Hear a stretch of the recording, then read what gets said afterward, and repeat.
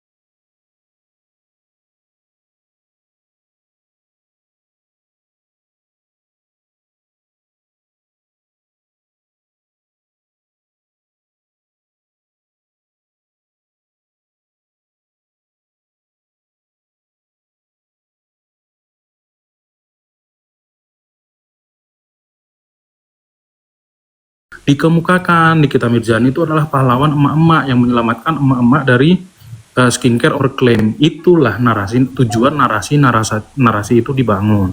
Tetapi mereka lupa bahwa ada udang di balik bakwan, yaitu ada uang yang diminta. Artinya apa? Ketentuan 312 ini juga tidak bisa digunakan untuk membantu si terdakwa. Begitu penjelasan saya kawan-kawan dan Mr. Z. Mantap. Coba teman-teman setuju? Tulis teman-teman. Satu. Keren Bang Leon. Setuju, keren tuh. Sudah pada ini keren. Nggak ada yang mau pindah. Teman-teman saya kasih tahu ya teman-teman ya. Mohon maaf ya. Pokoknya masuk di room ini kalau malam berarti kuliah 2 semester. Kalau siang 1 semester. Kalau ikut terus langsung sarjana teman-teman. Mr. Z, Ya. ada satu lagi Mr. Z. Ini sampai sekarang mereka masih kukuh mengatakan ini kesepakatan. Tahu nggak Mr. Z kenapa Mr. Z? Orang-orang Kenapa itu. itu? Karena setelah uang sepakat, Dr. Reza minta direview lah, inilah, itulah. Di situ poinnya mereka pakai. Mereka nggak melihat ya korban ini sepakat itu dalam posisi apa. Itu kan sebelum ada tambahan fitur-fitur yang diinginkan Dr. Reza itu kan sebelumnya kan nggak ada tuh fitur-fitur itu, hanya sebatas ancaman terkait waria, terkait produk yang akan speak up kan gitu kan, sehingga Dr. Reza ini ketakutan, kemudian dia menyepakati itu dalam kondisi ketakutan. Nah, saya punya jawaban Mr. Z, tapi mungkin Mr. Z yang lain juga boleh, karena ini untuk mengkonter mereka. Karena inilah yang mereka selalu pegang sampai detik ini, kukuh mereka mengatakan ini kesepakatan. Karena Dr. Reza minta inilah, minta itulah, gitu. Jadi kalau analisis saya, kenapa korban mengatakan begitu? Ya, justru itu membuktikan korban posisinya memang ketakutan. Kenapa? Korban ini ingin memverifikasi, memastikan. Nah, jadi saya balikkan logikanya. Justru bukan korban ini ingin bersepakat minta ini minta itu. Korban ini ingin memastikan, ya, dia ini nggak akan diserang lagi gitu loh. Terutama terkait doktif, dan ini nyambung sama Mail. Tiba-tiba Mail nyinggung masalah doktif kan, gitu. Karena Mail membaca kekhawatiran Dr. Reza ini kan, itu loh. Jadi harus ketemu sama doktif kan katanya kan. Nah itu padahal Dr. Reza nggak ada ngomong ke sana kan. Paling hanya soal review atau apa ditambahkan oleh Mail. Jadi ini logikanya dibalikin aja. Di saat posisi orang sudah terancam, dia dipaksa, kemudian dia mengeluarkan sejumlah uang, sangatlah wajar, sangatlah logis orang ini memastikan. Karena orang ini kan posisinya takut karena itu, takut karena diserang, takut karena ada review jelek, takut karena ada doktif, ya gitu, takut nanti akan diperas lagi. Jadi ketika dia ingin menanyakan itu, memverifikasi itu suatu hal yang wajar. Ya, makanya poin terpenting di dalam kasus ini sebenarnya clue-nya itu sebenarnya saya sudah berulang-ulang kali kasih tahu sama orang itu. Ini kalau kalian nggak bisa menerjemahkan soal bahasa waria, bahasa Nikita kalau speak up nggak akan berhenti terus, bertabur bintang misalnya, oke lah. Coba kalian telah dulu ketika Mail mengatakan jangan nego dok, karena ini tidak sebanding dengan reputasi Dr. Reza yang akan hancur lebur seperti Dr. Richard Lee. Nah itu aja tuh, coba, itu kan sudah tegas dan jelas tuh Mail mengatakan itu. Artinya kan uang ini memang diarahkan supaya Dr. Reza ini, bukan maksud saya ini, mereka ini ingin menghancurkan reputasi Dr. Reza. Sesuai dengan yang Mail sendiri yang ngomong kan, bukan aku yang ngomong kok, Mail sendiri ngomong kok. Dia bilang ini akan tidak sesuai dengan reputasi dokter yang akan hancur lebur lah. Berarti niatnya si Mail ini sama Nikita Mirzani ini ya niatnya akan menghancurkan reputasi dokter ini. Nah, sekarang dokter ini dipaksa untuk bersepakat supaya reputasinya nggak dihancurkan. Ada nggak orang bersepakat di dunia ini supaya nggak disakiti? Kita sepakat yuk, saya kasih kamu duit, tapi kamu jangan sakiti saya ya. Itu kan menyakiti, bukan menguntungkan kayak endorse, ya, mendapatkan keuntungan. Nah itu mereka nggak paham. Tapi itu pun dibantah juga. Ya udahlah. Terakhir saya bilang gini, kita tunggu aja nanti ahli bahasa yang akan menjelaskan. Nah, itu aja Mr. Z. Aduh. Itulah faktanya ya teman-teman ya. Jadi sedikit cerita Mr. Z. Dulu Boleh Bang Leon. di ini saya sering tuh lewat ada pengacara, namanya Pak Pengacara, akun VT-nya itu. Dia selalu ngomong ini ada kesepakatan. Akhirnya saya bilang, bro, Anda kan advokat, mengerti hukum. Ayo berdebat sama saya soal adanya tindak pidana dalam pembuatan kesepakatan. Semenjak itu nggak pernah nongol lagi akun itu di ini saya. Kayaknya saya diblok atau dia gimana? Nggak tahu. Karena saya ajak berdebat soal itu karena gini teman-teman sekalian. Sebenarnya mantahan atas argumentasi-argumentasi mereka itu sederhana. Yang paling penting itu sebelum Reza Gladys menyatakan setuju soal 4M, ada ancaman nggak? Kalau sebelum setuju 4M itu ada ancaman, itu namanya cacat kehendak.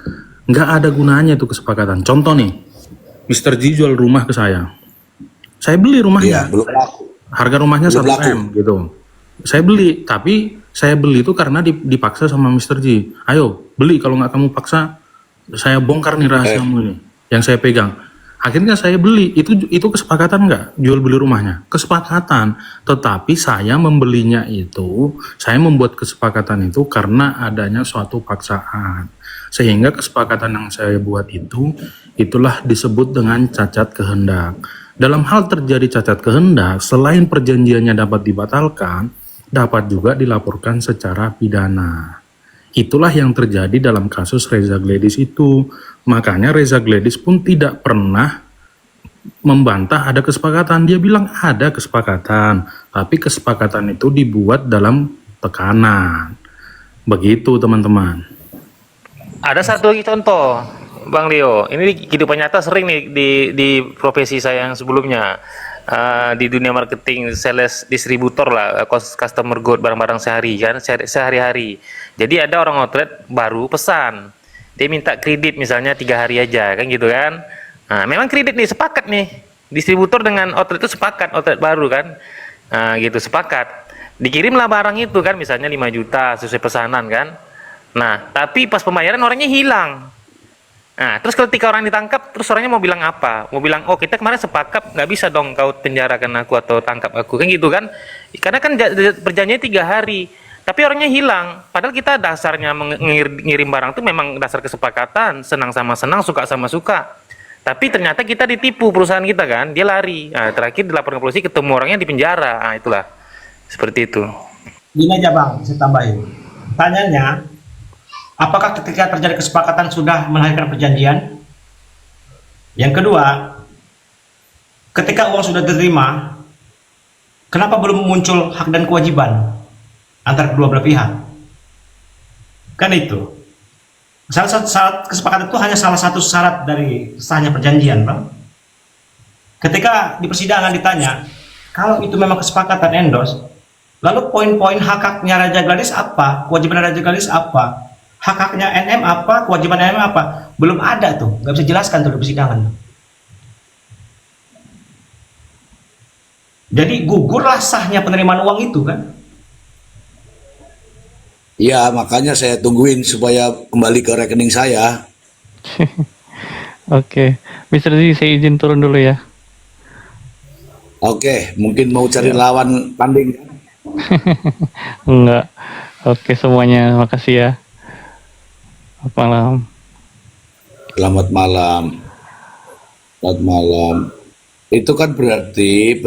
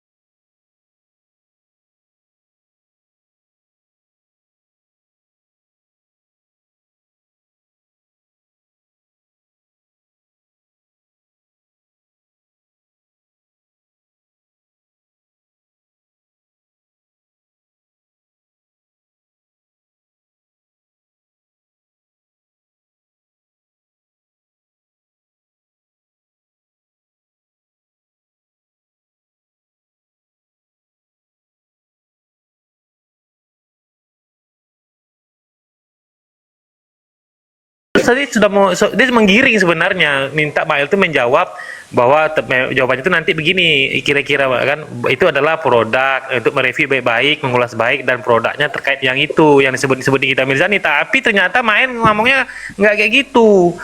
Terkejut juga, sempat terkejut juga PH itu kulihat dari mukanya kulihat ya. Dia nggak nyangka jawabannya itu. Mail ini mempertegas lagi, malah dibilang saya disuruh review baik-baik, ngomong baik-baik, tapi saya nggak tahu mau baik-baik apa.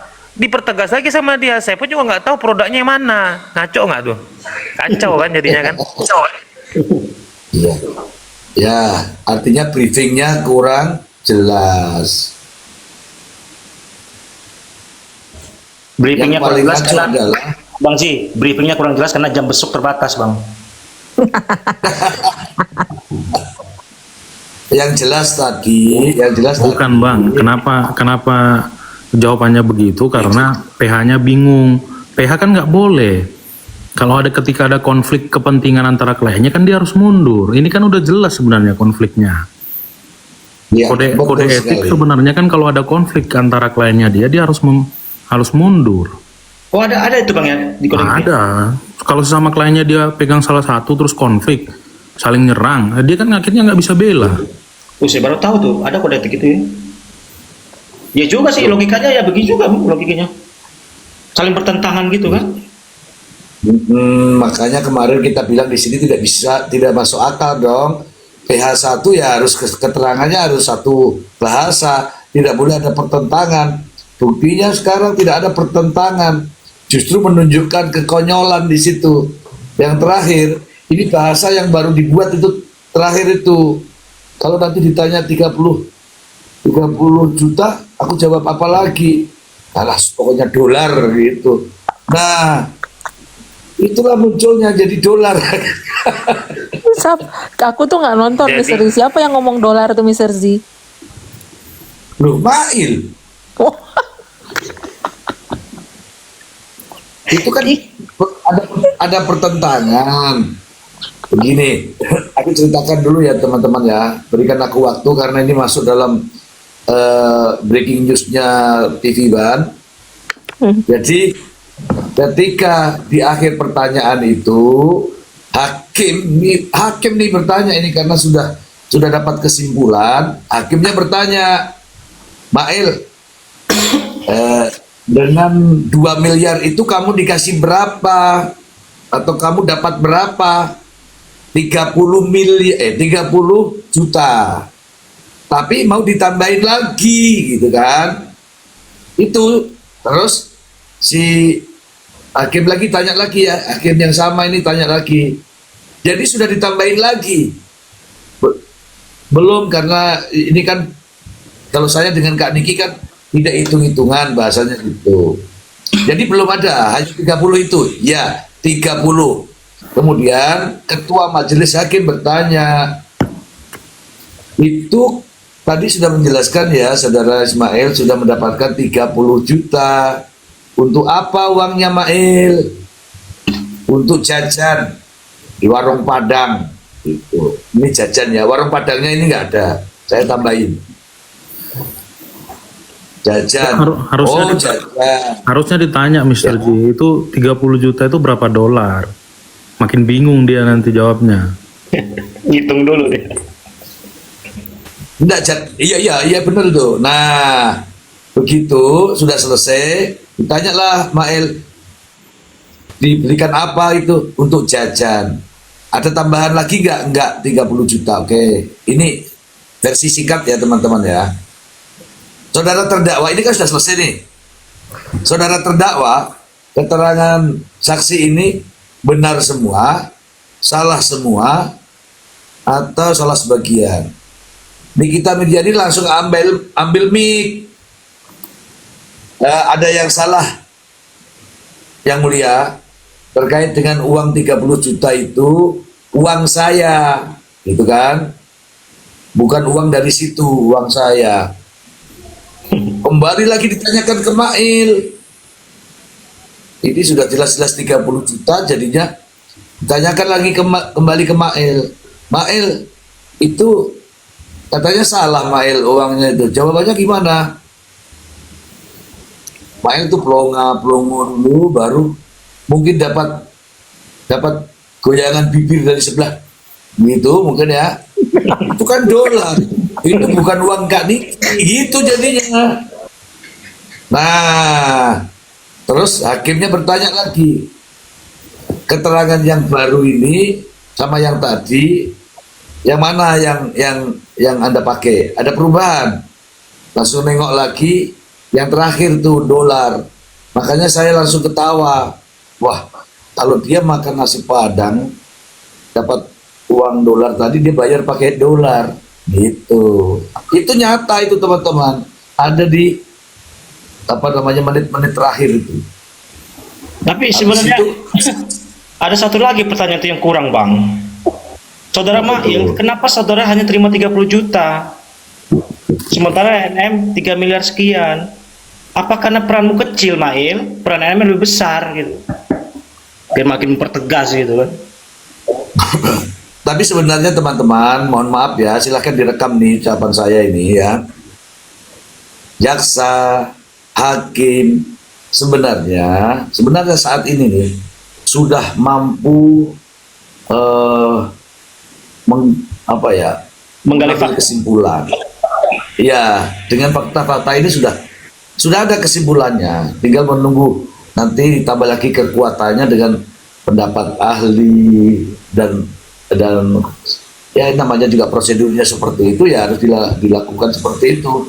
Mungkin teman-teman yang ada di bawah ini, bahkan tadi juga begitu waktu live sama, kenapa sih nggak segera ketok palu gitu? Ya tetap harus melalui prosedur gitu. Sebenarnya hakim juga sudah segera gitu. Itu pandangan saya. Iya, Oke. tinggal menunggu keyakinan Ya. hakim aja toh, Bang.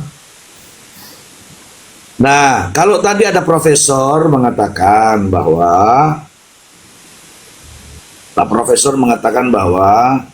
itu semua sudah tinggal tunggu apa namanya itu